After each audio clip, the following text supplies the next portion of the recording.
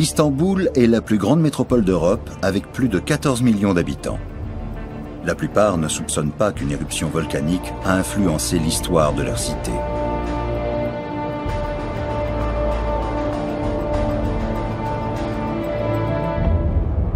Son histoire révèle le funeste destin qui menace bien des villes. Quel que soit leur éloignement des volcans, aucune n'est à l'abri. En l'an de grâce 541, Istanbul porte le nom de Constantinople.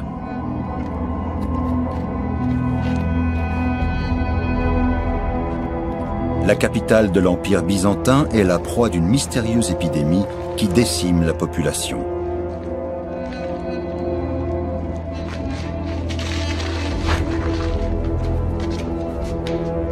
Impuissant, l'empereur Justinien et son peuple sont désespérés.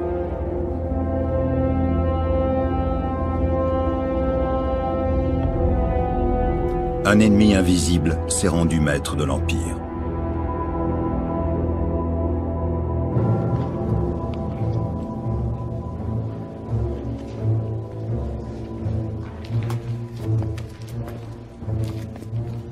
Majesté, l'air est devenu irrespirable.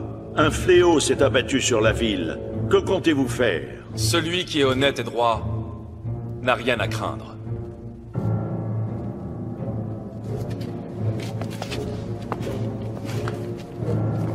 Alors qu'il demande au ciel ce que nous avons fait. La ville est jonchée de cadavres. Quelle est la raison de ce malheur?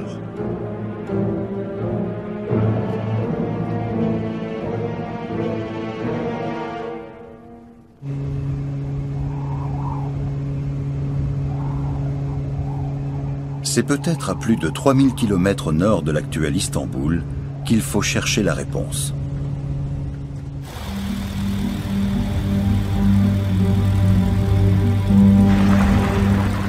Dans l'est du Groenland, une équipe internationale de scientifiques a établi un campement.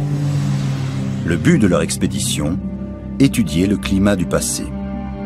Johannes Freytag, de l'Institut polaire Alfred Wegener, espère que la glace du Groenland livrera les secrets des changements climatiques passés. Il cherche à mettre en évidence des variations soudaines du climat.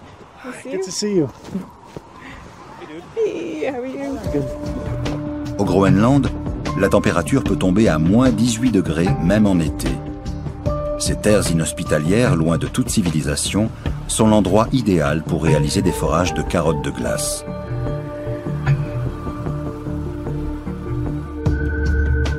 Ici, la couche de glace est particulièrement fine.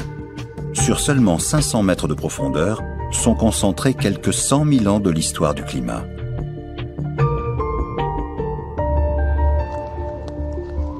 L'endroit où est effectué le forage n'est pas anodin. Si la glace présente des anomalies dans les couches supérieures, il faut refaire le forage plus loin.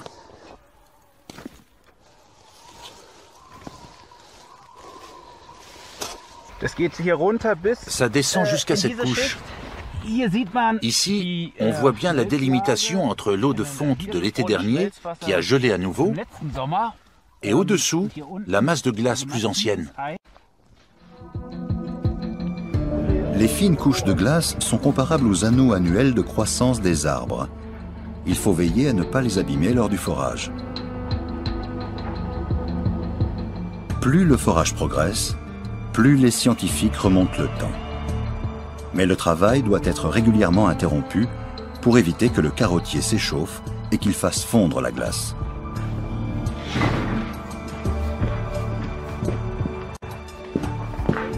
Les chercheurs devraient maintenant avoir atteint l'époque de l'épidémie de Constantinople. La glace va-t-elle parler?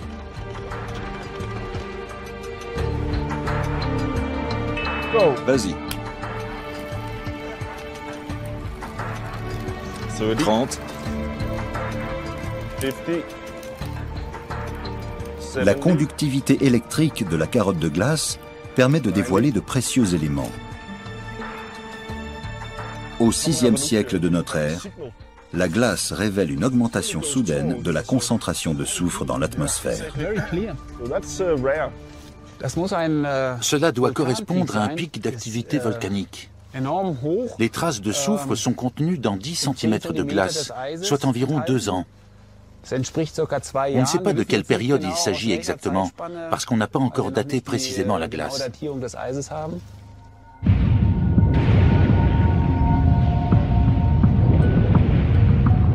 L'épidémie de Constantinople pourrait-elle avoir un lien avec une éruption volcanique?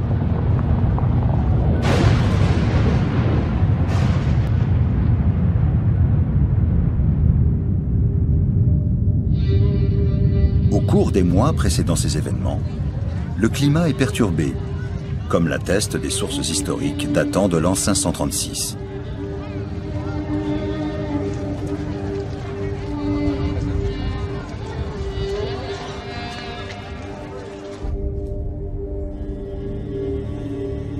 Depuis des mois, le soleil est blême, été comme hiver.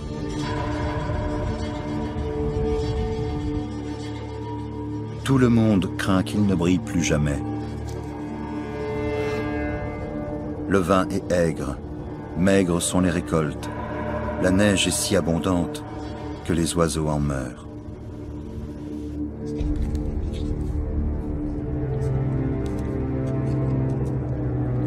C'est comme si l'enfer était remonté des entrailles de la terre.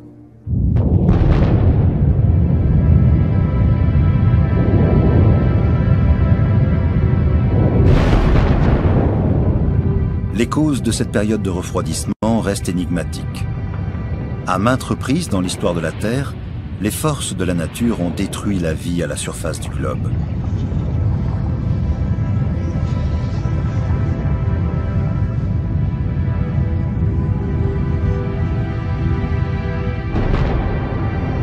Les volcans n'éjectent pas seulement des cendres dans l'atmosphère, mais aussi des gaz sulfureux. Lors d'éruptions violentes, le nuage de fumée soufrée peut s'élever à plusieurs kilomètres de haut.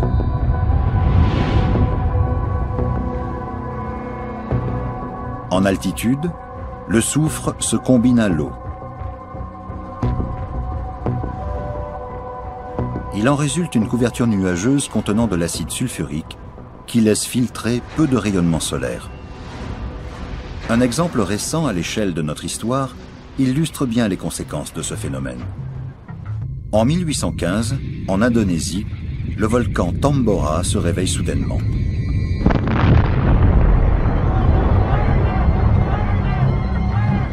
Pendant les 3 heures que dure l'éruption, le Tambora crache une pluie de cendres suivie de nuées ardentes qui provoquent la mort de près de 10 000 personnes, auxquelles viendront s'ajouter les mois suivants de très nombreuses victimes du nuage émis par le volcan. Les récits de l'éruption spectaculaire du Tambora parviennent jusqu'en Europe.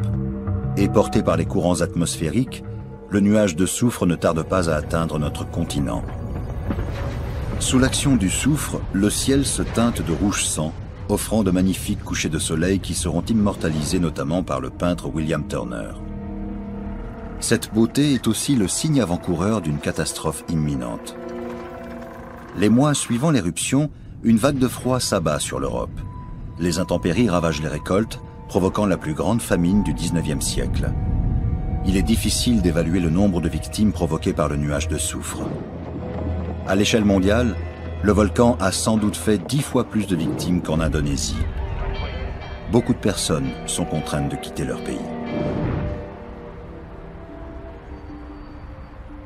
À Bremerhaven, à l'Institut polaire Alfred Wegener, les échantillons de glace du Groenland vont être analysés. Il s'agit de savoir si, effectivement, une éruption volcanique a eu lieu au VIe siècle, à la même époque que l'épidémie de Constantinople. Dans les chambres froides de l'Institut Alfred Wegener sont conservées des centaines de carottes de glace. Les scientifiques n'ont pas encore pu identifier le volcan qui a bouleversé le climat au VIe siècle.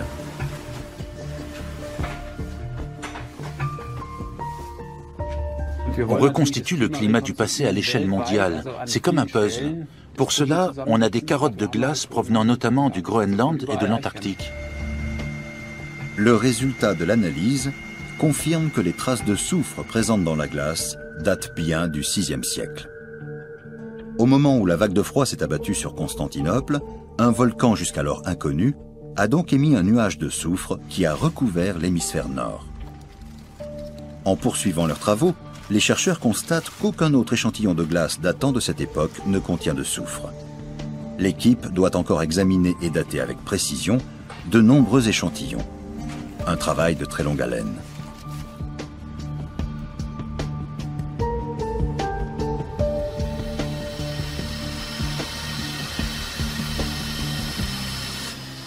La carotte provenant du Groenland est analysée une nouvelle fois.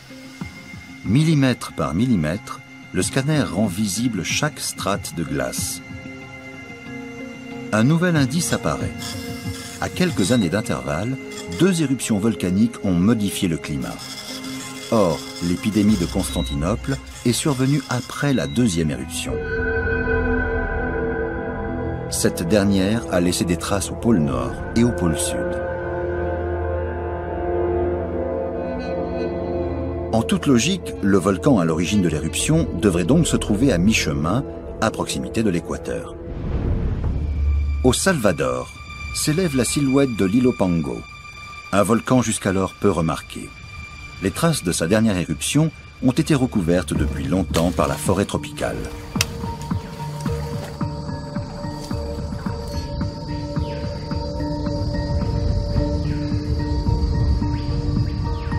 Robert Dull de l'Université d'Austin au Texas est un spécialiste de l'étude des écosystèmes du passé. Convaincu que l'Ilopango a provoqué le bouleversement climatique du VIe siècle, il veut étayer sa théorie. Voici un aperçu de la zone qui a volé en éclats lors de l'éruption.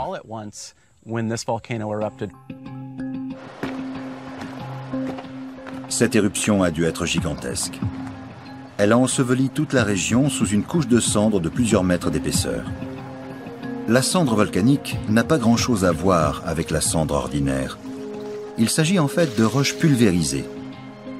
La violence de l'éruption a réduit en poussière d'énormes quantités de lave.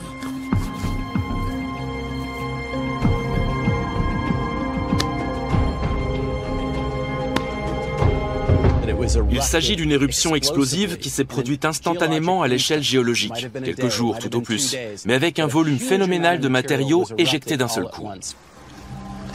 Robert Dull s'efforce de reconstituer précisément l'éruption. En décryptant les indices géologiques, il constate qu'il ne s'agit pas de la première éruption. Il découvre des traces de cendres plus anciennes autour du lac Ilopango.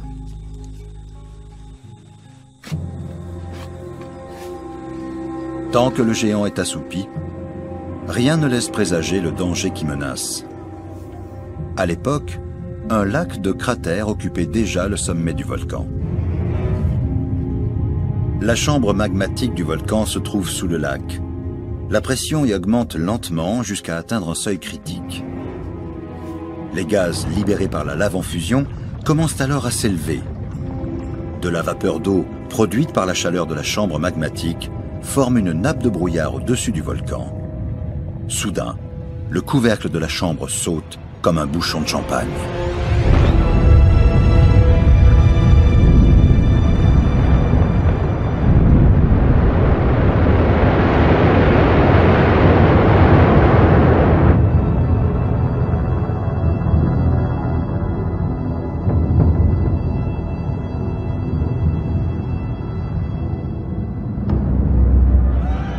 Lorsque le panache volcanique retombe au sol, des nuées ardentes se forment, composées entre autres de coulées pyroclastiques. Ce mélange de cendres et de roches, qui peut atteindre la température de 700 degrés, balaie tout sur son passage.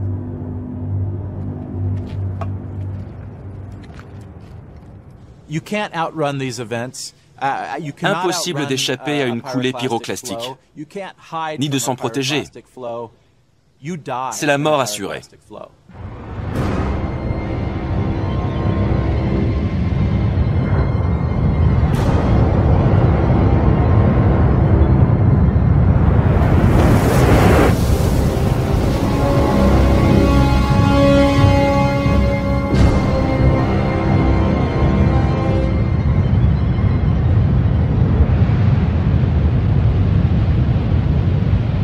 Personne n'a pu survivre à cet enfer dans un rayon de 1000 km². Aujourd'hui, seule la cendre qui recouvre le paysage permet d'imaginer la puissance phénoménale de l'éruption.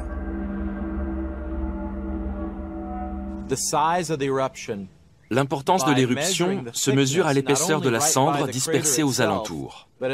Plus on en trouve loin du cratère, plus on a de points de mesure, ce qui permet d'évaluer avec plus de précision l'ampleur du phénomène.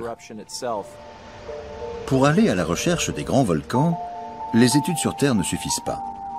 À bord du navire Météore, une équipe du centre de recherche océanographique allemand Geomar explore les fonds marins au large du Cap-Vert. Les scientifiques du Météore recherchent d'autres indices. À l'aide d'une foreuse, ils prélèvent au fond de l'océan des échantillons de sédiments qu'ils remontent ensuite à bord. Les carottes de forage contiennent toutes les particules qui proviennent de la surface des océans et se sont déposées au fond, y compris la cendre volcanique. Le géologue Stephen Kuterolf recueille des échantillons de cette cendre partout dans le monde afin de déterminer la fréquence des grandes éruptions volcaniques. L'analyse de la cendre présente un avantage essentiel. À la différence du soufre, un type de cendre est associé à un volcan en particulier. C'est un peu comme une empreinte digitale. Chaque volcan expulse un type de cendre unique à chaque éruption. Au centre Geomar sont conservés des échantillons provenant du monde entier. Stephen Kuterolf va pouvoir comparer la cendre recueillie au fond de l'océan aux échantillons témoins. Il analyse plusieurs sédiments prélevés sur le fond du Pacifique, au large des côtes d'Amérique centrale. La nature des cristaux contenus dans la cendre lui donne une idée de l'endroit d'où provient cette dernière. Apparemment, les matières minérales sont semblables à celles recueillies lors de la dernière grande éruption de l'île Opango.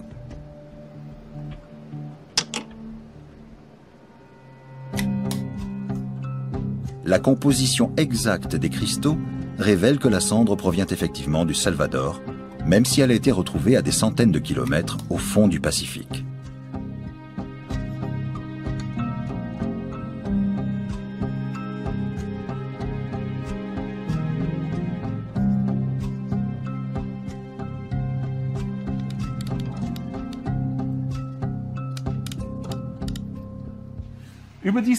On a établi avec certitude une corrélation entre les échantillons de cendres prélevés au fond de l'océan et l'éruption de l'île Opango. D'après le résultat des analyses, la cendre s'est dispersée sur une surface de 1,2 million de kilomètres carrés, soit environ 2,5 fois la superficie de la France. Il est désormais avéré que l'éruption de l'île Opango a expulsé plus de cendres et de gaz dans l'atmosphère que n'importe quel autre volcan au cours des 2 derniers millénaires.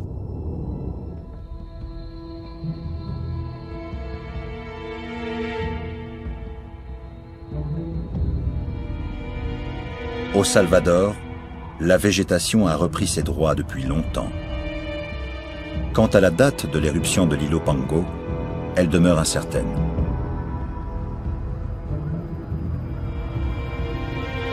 Les stigmates de l'éruption ont presque totalement disparu.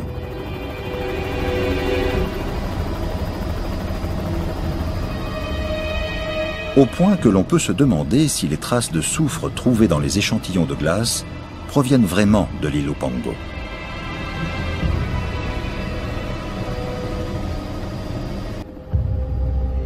Les terres agricoles masquent les séquelles de l'éruption, si bien qu'il devient très difficile de déterminer la date à laquelle elle s'est produite. La cendre volcanique se compose de matières non organiques, comme les débris de roches ou les fragments de verre. Mais il est impossible de déterminer leur âge. Pour obtenir d'autres indices, Robert Dull doit se rabattre sur l'étude des restes d'organismes vivants détruits lors de l'éruption. À cet égard, les fragments de bois sont parlants. Le bois a été en partie carbonisé par la cendre, mais n'a pas entièrement brûlé en raison du manque d'oxygène dans l'air. Fort de ces éléments, Robert Dull parvient à mieux délimiter l'époque de l'éruption.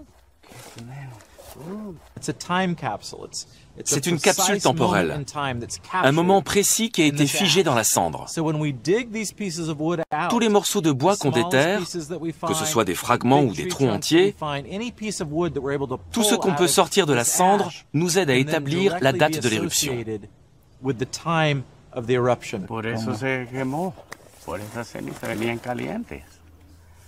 Robert Dull et ses collègues savent apprécier ces découvertes. Le bois calciné est composé de substances chimiques qui se désagrègent année après année. L'analyse de ces substances en laboratoire permet de déterminer la date de la mort de l'arbre.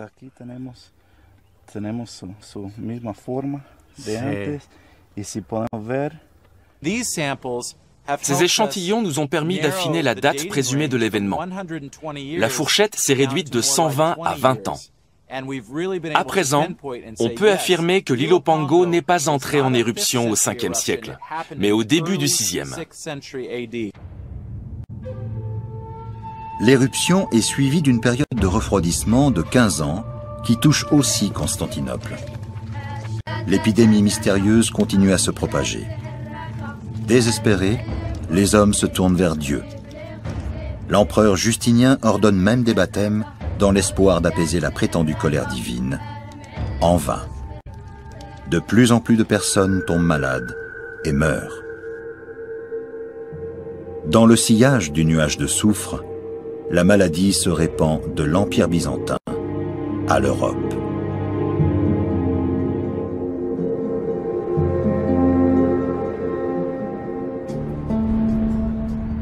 Nous retrouvons sa trace à Munich. À Aschheim, les faubourgs de la ville, un grand nombre d'habitants étaient morts soudainement, si bien qu'il avait fallu enterrer les corps dans des fosses communes. Ici aussi, le temps a presque entièrement effacé les traces de l'éruption. Seules les dents des victimes pourraient en receler.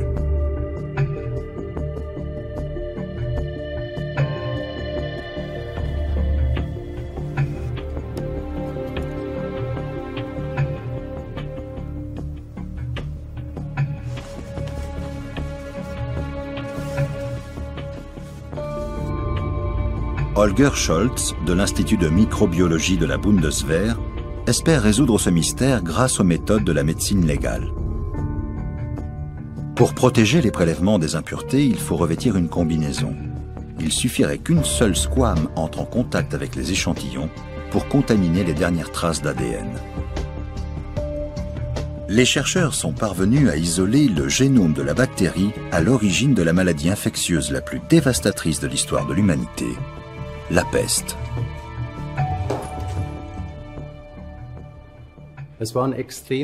À l'époque, il y avait de grandes famines. Les gens n'avaient plus de quoi se nourrir.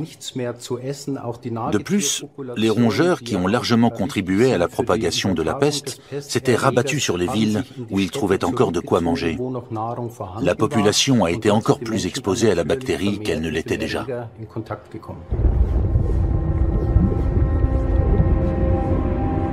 La bactérie de la peste vit dans le sang des rongeurs, et la puce en est le vecteur de transmission à l'homme. En changeant d'hôte, elle transmet la bactérie. Par conséquent, chaque fois qu'un homme est en contact avec un animal infesté, le risque de contamination augmente.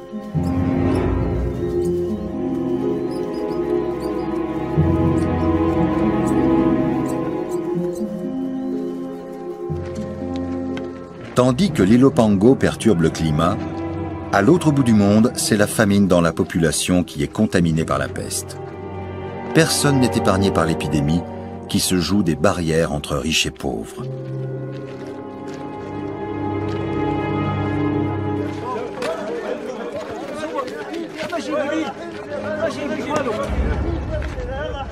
Un vent de panique s'empare de la population et l'empereur ne parvient plus à maintenir l'ordre public.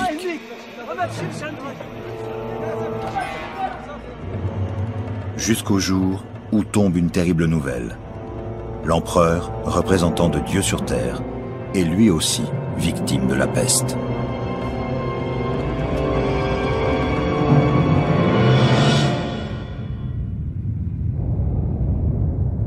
À l'échelle d'une vie humaine, rares sont les éruptions volcaniques qui déclenchent un bouleversement climatique. au point qu'on en oublie le risque qu'elles représentent. À l'échelle géologique, elles ont été fréquentes. En 2014, la Terre gronde à nouveau. Pendant des mois, le volcan islandais Bardarbunga crache de la lave et éjecte 35 000 tonnes de dioxyde de soufre par jour dans l'atmosphère. Personne ne peut prédire l'évolution de cette éruption, ni le moment où elle s'arrêtera. Le volcan se trouve au-dessous du plus grand glacier d'Europe. Si jamais la lave entrait en contact avec la glace, il pourrait se produire une explosion de vapeur et les gaz volcaniques seraient propulsés encore plus haut. Même sans explosion de vapeur, le dioxyde de soufre pourrait atteindre la France et l'Allemagne. Un bref retour dans l'histoire illustre les conséquences dévastatrices d'un tel phénomène. L'hiver 1784 est l'un des plus rudes que l'Europe centrale ait connu. Au printemps suivant, à la fonte des neiges, les rivières charrient des quantités de blocs de glace et débordent. Les crues violentes détruisent des ponts et engloutissent des parcelles entières de terre. Würzburg et d'autres villes sont touchées par des inondations sans précédent. À Cologne, le niveau des eaux atteint près de 14 mètres. Un triste record jamais égalé à ce jour. Des gaz volcaniques arrivés sur l'Europe occidentale seraient à l'origine de ces violentes intempéries. John Grattan, géographe à l'Université du Pays de Galles, a rassemblé une série de témoignages de l'époque provenant de toute l'Europe. Le 23 juin 1783, les populations d'Europe centrale se sont réveillées dans un autre monde. Les arbres n'avaient plus de feuilles et une odeur âcre de soufre empestait l'air. Le Laki, un volcan islandais situé sur une longue fissure volcanique, est à l'origine de ce cataclysme.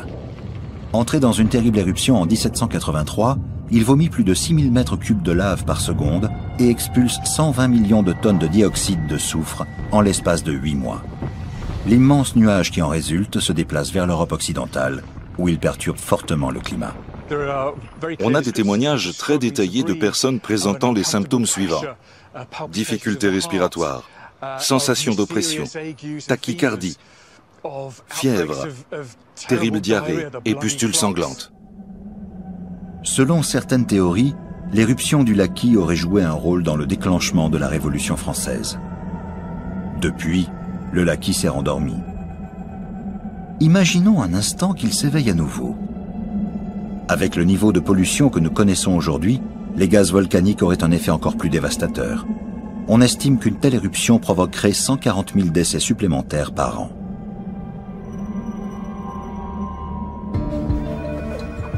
L'Office fédéral pour la protection des populations est basé en Allemagne, à Bonn.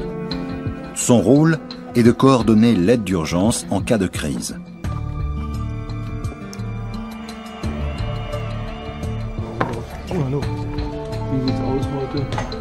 Christoph Unger est à la tête de cet organisme.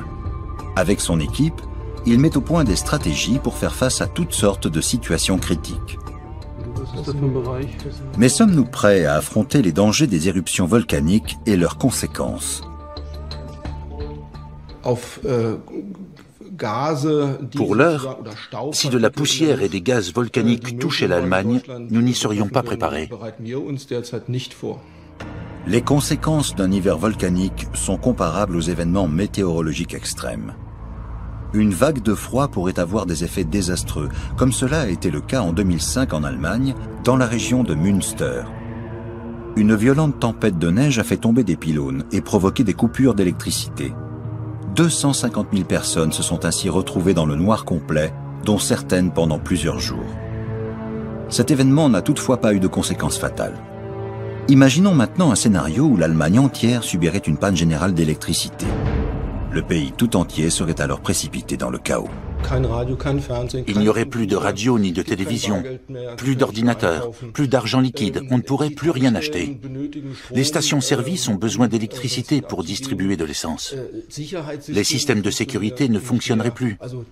Tous les domaines de l'activité humaine seraient touchés. Au cours de ces dernières années, l'Allemagne a subi des vagues de froid et des inondations dévastatrices. Ces événements restent toutefois mineurs comparés à ceux qui ont suivi l'éruption du Laki au XVIIIe siècle.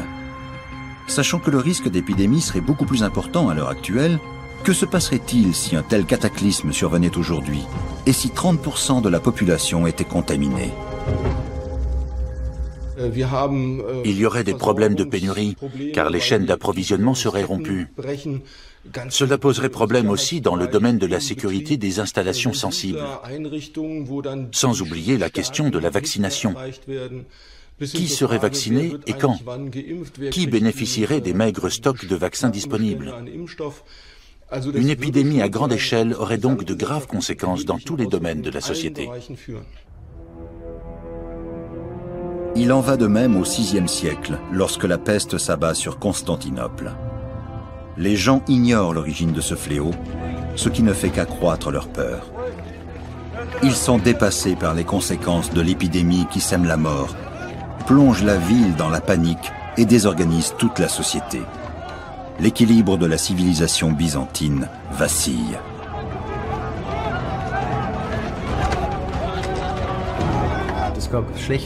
Les conditions d'hygiène étaient mauvaises et le système immunitaire des gens était très affaibli.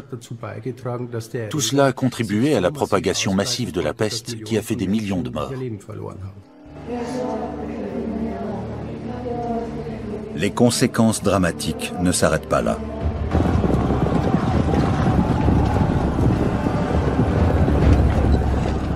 La peste fauche bon nombre de soldats et de citoyens payant l'impôt. La confiance dans le pouvoir de l'État est sérieusement ébranlée.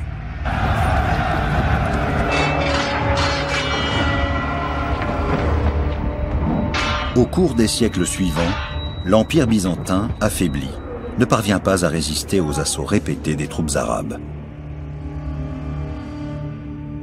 L'invasion arabe sonne le glas d'une époque.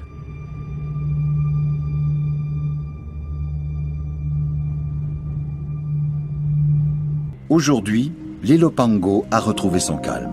Il semble aussi tranquille qu'avant l'éruption qui a ébranlé la planète au VIe siècle. Que reste-t-il d'une civilisation frappée par un tel cataclysme? L'archéologue Payson Sheets de l'Université du Colorado estime qu'une nouvelle éruption cataclysmique est inévitable. Ce n'est qu'une question de temps. Pour mieux comprendre les phénomènes de civilisation qui en découlent, il étudie l'histoire du lac Ilopango. Quelles seraient les conséquences d'une nouvelle éruption de l'île Opango? Selon Payson Sheets, la réponse à cette question se trouve à 1200 km du volcan, au cœur du Mexique.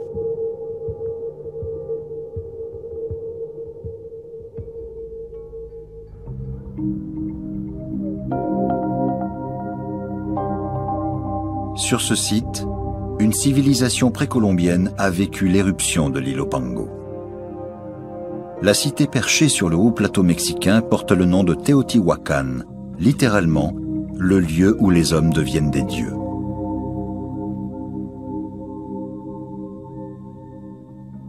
De cette civilisation, il ne reste aujourd'hui que des ruines. Elle constitue le plus grand site archéologique du continent américain, qui abrite notamment la pyramide du Soleil. D'une hauteur de 65 mètres, c'est la 3e au monde par la taille. L'immense cité de Teotihuacan a été un modèle pour d'autres civilisations du Mexique ancien. Les raisons de son déclin et de sa chute restent toutefois un mystère. À la surface, la quasi-totalité des pierres a été retournée, mais rien n'a été découvert. Le secret de la cité se trouve sans doute ailleurs. L'exploration du site s'avère difficile. Les archéologues n'ont trouvé ni traces écrites, ni d'autres éléments qui pourraient expliquer le déclin de la cité.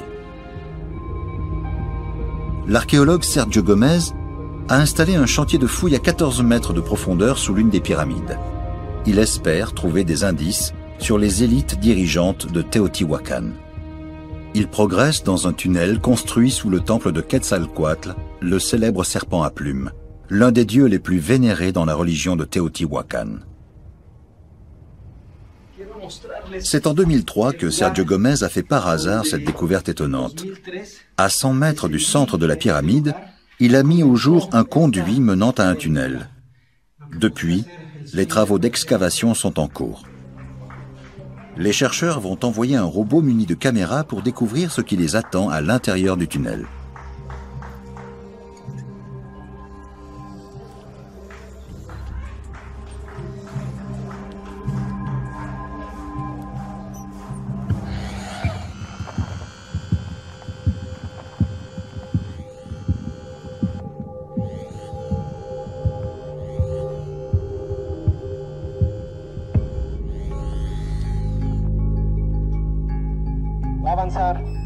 Les habitants ont creusé la galerie, puis ils l'ont rebouchée avec des tonnes de terre et de gravats. Sans bêtes de trait et sans véhicule, ils ont fourni un travail de titan pour construire ce lieu voué à rester caché à jamais.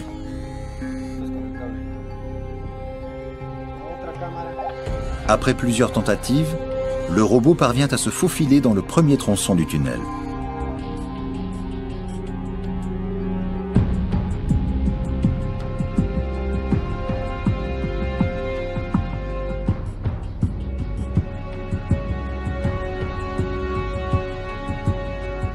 Les caméras dévoilent les premières images.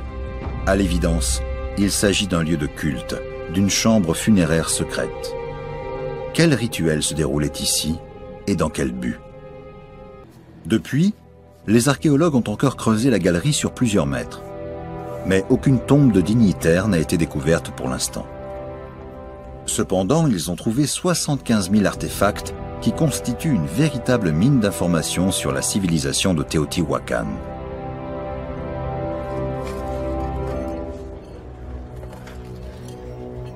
Coquillages des Caraïbes, statues, masques, récipients d'offrandes et sculptures, dont les ornements témoignent d'un savoir-faire remarquable. Il semble que les habitants aient eu des liens avec des civilisations très diverses.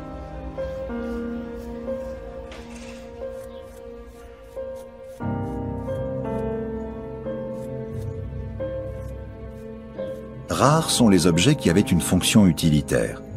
Les trouvailles les plus singulières sont des couteaux rituels en verre, ainsi qu'un fragment de peau humaine.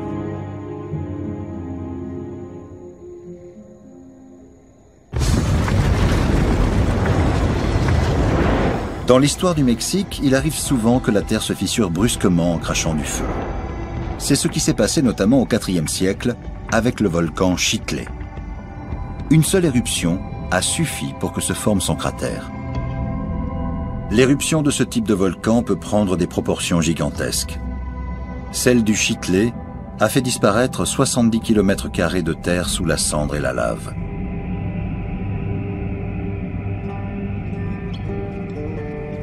La cité de Cuicuilco est entièrement détruite par le feu.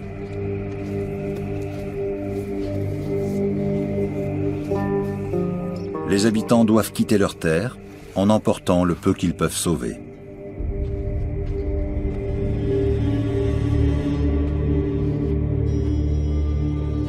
Seule la pyramide résiste à la destruction.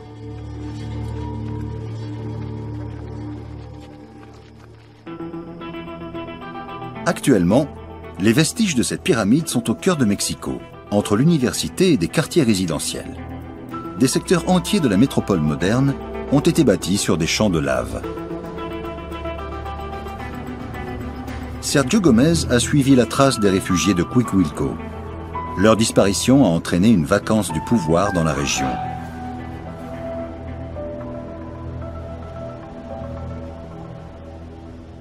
Il est frappant de constater qu'ils ont tous fui en direction de Teotihuacan.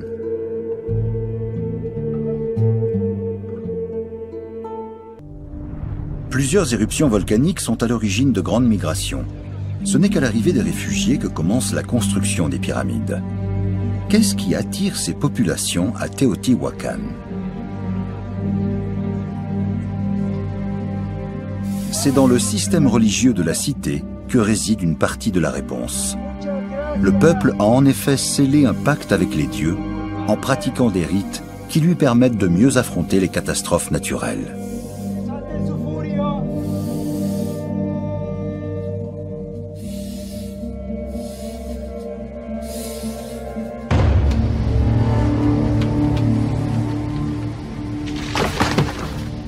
Les prêtres n'hésitent pas à pratiquer des sacrifices humains.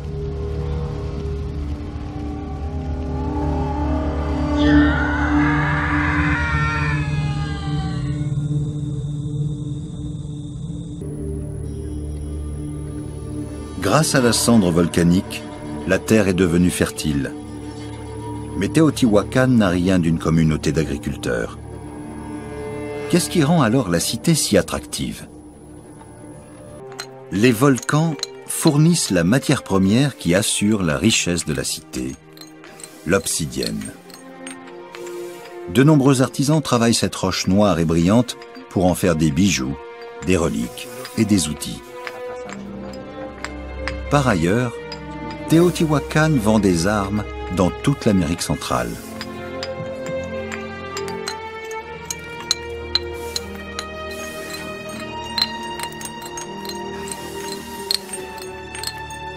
Les armes sont des marchandises essentielles à l'époque. Elles constituent une monnaie d'échange pour se procurer aliments, produits cosmétiques et produits de luxe.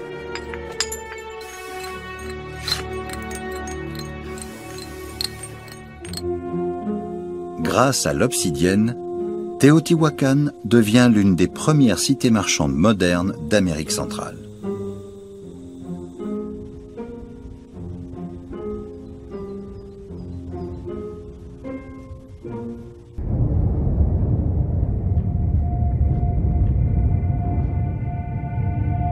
L'île Opango a entraîné la chute d'empires pourtant très éloignés du site volcanique. La puissance de ce géant est phénoménale. Lorsqu'il entre en éruption au début du VIe siècle, ces nuages de soufre occultent une partie du rayonnement solaire, du Salvador jusqu'à Constantinople, provoquant un dérèglement climatique pendant des années. De terribles sécheresses s'abattent sur une grande partie de l'Amérique. Le réveil du géant coïncide avec le début du déclin de Teotihuacan. L'éruption de l'île Opango est le plus grand cataclysme qu'ait connu la cité au cours des 2 derniers millénaires.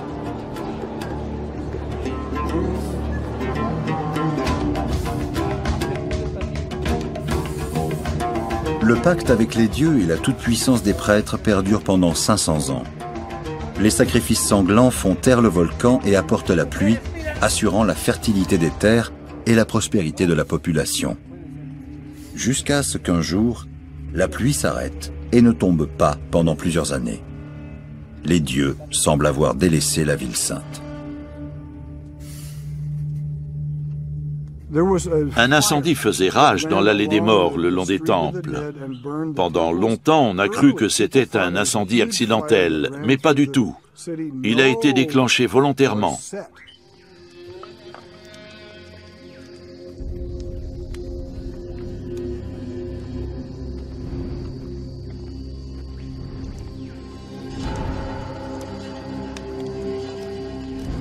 Furieux, les habitants mettent le feu au symbole sacré qui ne les protège plus.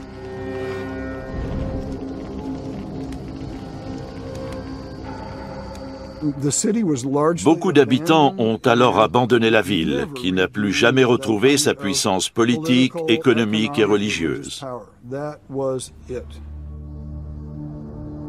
L'histoire montre que plus une civilisation est grande et complexe, plus sa disparition peut être brutale après une catastrophe naturelle.